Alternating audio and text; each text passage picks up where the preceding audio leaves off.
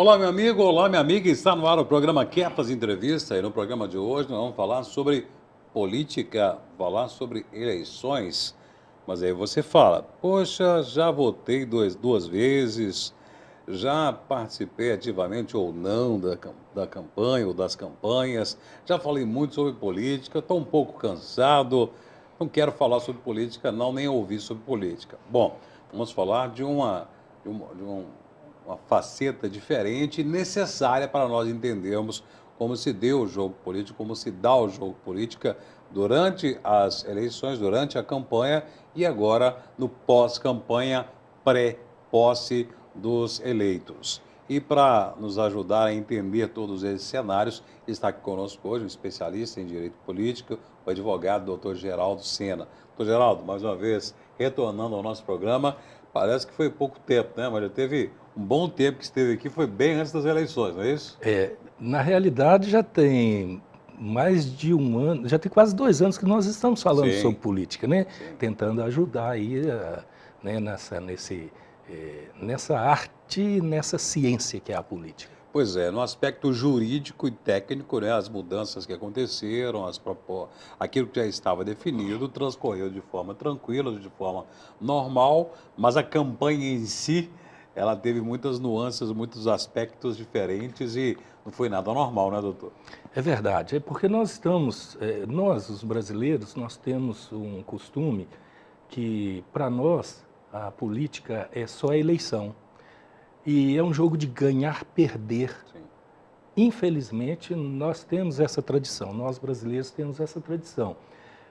Eu nunca vi, né, desde quando eu me entendo por gente, eu nunca vi um candidato enaltecer o que foi feito por um governante antecessor.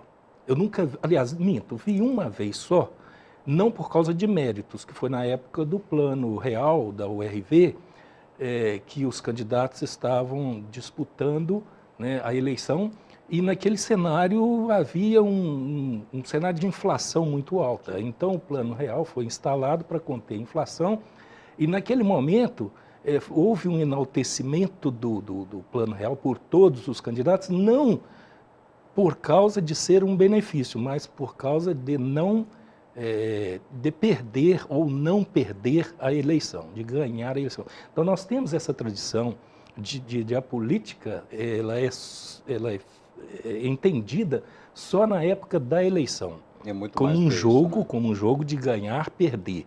Olha, eu ganhei, você perdeu, né? Eu perdi, você ganhou. Então isso está enraizado, né? Mas a política, na realidade, ela tem um significado científico, né?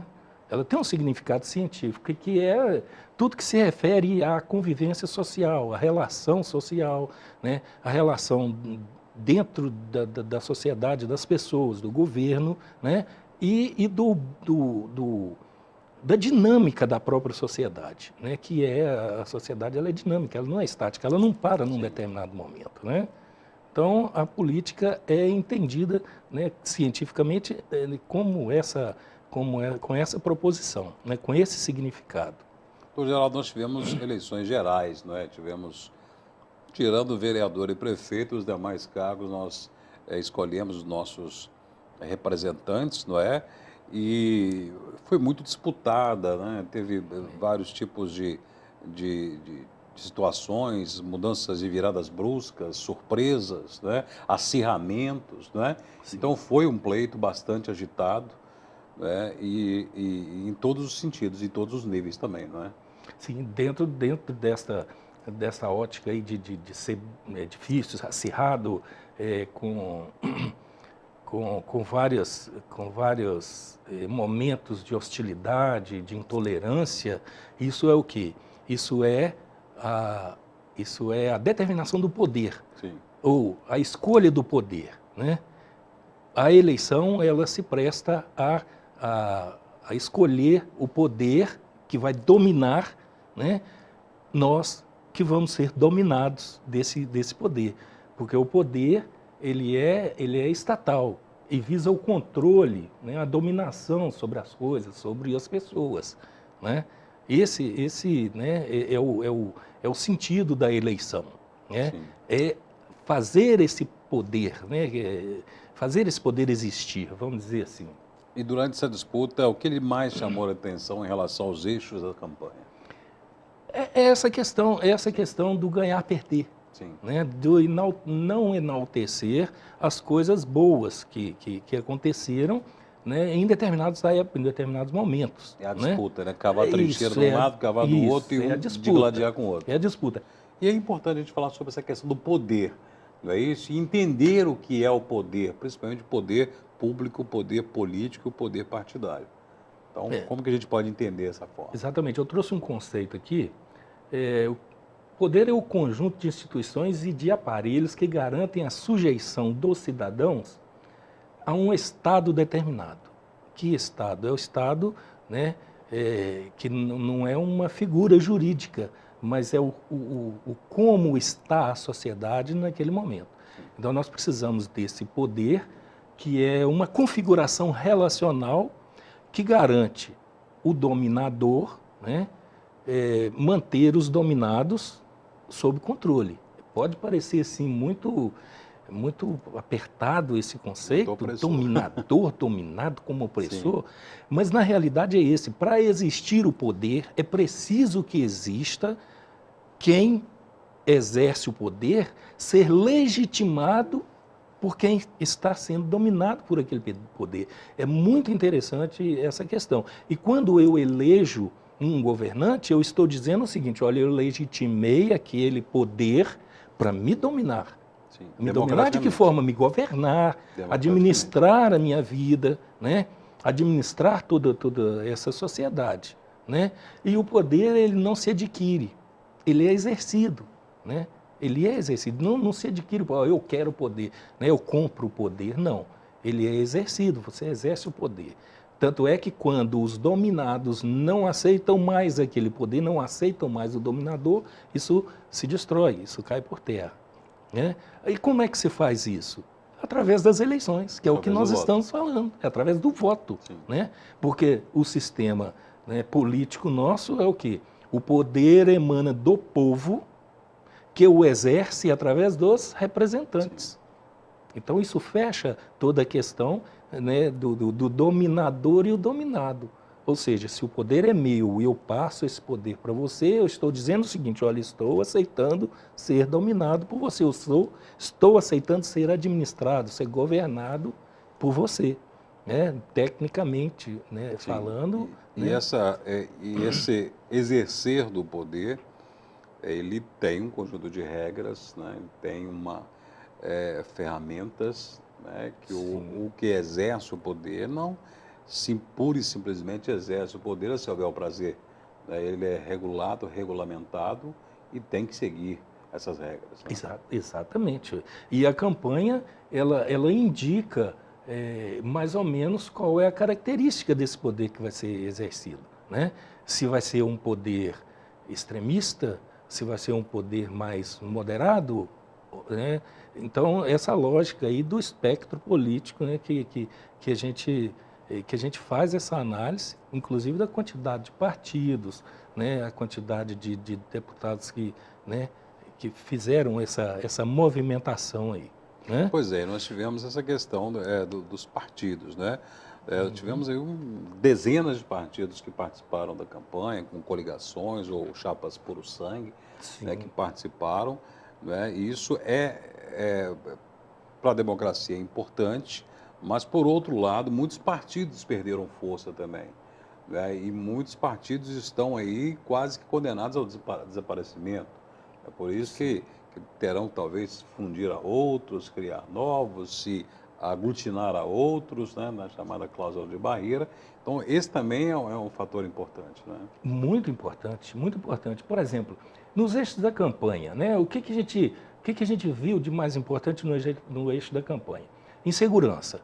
O partido que não tratou de insegurança, né, ficou à margem da discussão. Citando um exemplo só, a maioridade penal, por exemplo, né? Foi pouco explorado isso aí. Né? Você aceita, você concorda, você não concorda, de que jeito e tal, né? A retomada de valores religiosos, que é muito importante nesse ponto, tá? porque, querendo ou não querendo, fala-se que nosso Estado é laico, mas a nossa sociedade é cristã. Isso aí nós não podemos negar isso. Então, esse eixo de campanha também foi explorado. Muitos não exploraram isso aí, mas outros exploraram. Nós vamos, inclusive, entender, né, como que fica, né, o poder como um todo, a divisão do poder, questão do executivo, do legislativo, que é importantíssimo entender isso. O presidente eleito vai precisar muito do legislativo, do relacionamento, como que vai ficar esse relacionamento, como que o nosso Congresso ficou composto, porque estamos pensando muito na questão do executivo. Tivemos aí no segundo turno Haddad contra Bolsonaro, né? E a energia de todo mundo estava voltada ou para um ou para outro, e não se pensou tanto na governabilidade, né, que é a composição do Senado e da Câmara dos Deputados. Como que fica essa situação? Doutor Geraldo, ainda analisando essa questão do aspecto político, né, nós tivemos aí uma eleição em que os estados eles foram muito interessantes, porque partidos que em determinados estados eram concorrentes, nos outros eram coligados, né? E nós tivemos essa oportunidade de ver mudanças e antigos e ferrenhos inimigos se unindo, né? Faz parte do jogo democrático essa situação? Exatamente. A política é essa, além de ser uma ciência, né, das coisas sociais, é a arte de conviver. Sim. É a arte de conviver e conviver bem. Então, os partidos fizeram uma coligação vertical, né, nacional, e as coligações estaduais ficaram também livres para fazer suas coligações. Esse é o espectro político, tanto para as eleições, né, quanto para a governabilidade agora, né?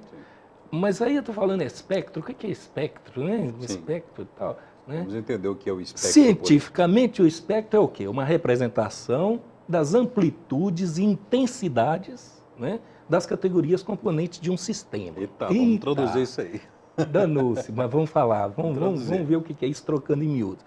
Espectro é uma representação de tudo que está próximo, que está dentro. Sim. Aí eu faço o exemplo do quarto.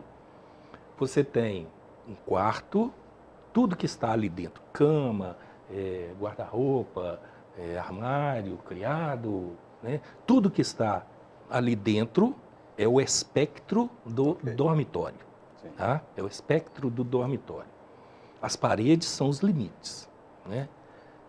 E o que nós temos a ver com isso, com esse espectro? É exatamente isso. Tudo começou na Revolução Francesa com a tal da esquerda e da direita. Sim. E aí é uma curiosidade, né, que não sei se muita gente sabe disso, pode não saber, né? A esquerda e a direita, ela começa com a Revolução Francesa, sabe por quê? Porque os favoráveis ao rei, ao antigo regime, sempre sentavam do lado direito. E os contrários, os que queriam a mudança, sentavam do lado esquerdo. Esses parlamentares lá, essas autoridades lá na Revolução Francesa, elas não se misturavam, se separavam. Sim. Então ficou esse critério de esquerda-direita, não se misturar, né, ficar, né, em extremos. Sim. Né? E hoje nós temos uma visão ideológica. E hoje vem a visão ideológica, né, de posicionamento. A gente ouve muito, comunista, republicano, socialista, conservador, democrata, liberal. Lá nos Estados Unidos, por exemplo, tem uma infinidade de partidos, mas a gente só conhece o quê? Os republicanos e os democratas, né? Então é muito interessante fazer esse desenho do espectro político. E muita gente não sabe fazer esse desenho, né? E pega o partido, por exemplo, e de forma arbitrária fala, não, esse partido é extremista, esse partido é de esquerda, esse partido é de... sem analisar a questão em si. No Brasil, essa questão da definição ideológica de esquerda e direita, ela não é muito clara. Exatamente, mas é porque as pessoas não estudam, né? Não param para pesquisar e saber como é que é essa configuração. Né? E quando a gente faz uma planilha, faz um mapa desse espectro político, a gente vê, né, claramente, né? A gente sabe identificar claramente um partido político. Por exemplo, pega uma folha de papel, né, semelhante a essa, que você está aí, né? Me presta aqui. Tá aqui na minha mão. A folha de papel, né? Aí, na parte superior, você coloca... na parte inferior, você coloca absolutismo, né? Sim. O totalitarismo, seja lá o que for.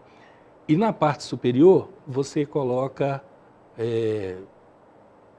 o anarquismo, por exemplo, que é a liberdade total do Liberdade Estado. total. Do lado direito, você coloca a direita, do lado esquerdo, você coloca a esquerda. Dentro desse quadro, você pega as questões, né, e coloca e vai jogando cada partido dentro daquelas questões. Exemplo, hierarquia social. Hierarquia social é a direita, normalmente, que prega a hierarquia social, né? Cada elemento, cada indivíduo, cada empresa, né, deve ter liberdade, né, para estar no seu local e fazer, né, dentro daquela classe, dentro daquele estamento, seja lá o que for, né, fazer da forma que ela bem entende. É o liberalismo, é a direita, né? Na esquerda, a igualdade social, ou seja, todos nós somos iguais, todos nós temos os mesmos direitos, todos nós economicamente não podemos ter mais riqueza do que o outro, enquanto a direita pode ter mais riqueza do que o outro, entendeu? Então, quando você faz esse espectro E de um semelhante lado, a a um presença mais quarto, forte do Estado e de outro a presença menos presente, forte também é menos outro forte do critério, Estado, mas também é você questão. tem que ter critério para Sim, analisar sim. esquerda e direita. Quando você faz isso, né, quando você faz isso e pega os partidos e fala, opa, peraí, esse candidato falou sobre desregulamentação da economia. Sim. Opa, né, hierarquia social, não é igualdade social, então está na direita, né? Quando um candidato fala em políticas públicas de igualdade racial, opa, isso aqui é igualdade social, né? É mais a ideologia da esquerda, né? É claro que existem os extremistas, né? Que chegam lá na pontinha da folha do papel, Sim. né? Lá no extremo, Sim. né? É a extrema esquerda e a extrema direita. Que tecnicamente a extrema esquerda e a extrema direita, né, como se fosse uma ferradura, elas tendem a ter o mesmo objetivo, que é o que? O totalitarismo. Sim. Elas tendem a chegar no mesmo ponto, que é o totalitarismo, é o absolutismo, né? E isso aí não é bom, né? Não é saudável, Para principalmente. qualquer sociedade. Né? É antagônica à democracia. Exatamente, é antagônico, né? Aí você já pode colocar, né? Democracia e tirania. Democracia de um lado, tirania do outro. Você já tem um espectro para analisar, né? Então, o espectro político é isso aí. Traduzindo isso, né, para a nossa política, as coligações que você Sim. tem aí, Sim. né? Você vê que os partidos políticos se coligaram dentro desse espectro de ideologia, Certo. né? E, por incrível que pareça, né, o antipetismo não fez com que o partido PT, e aí eu não estou entrando em mérito nem Sim. nada, não fez com Fazendo que análise. o partido PT fosse sucumbido.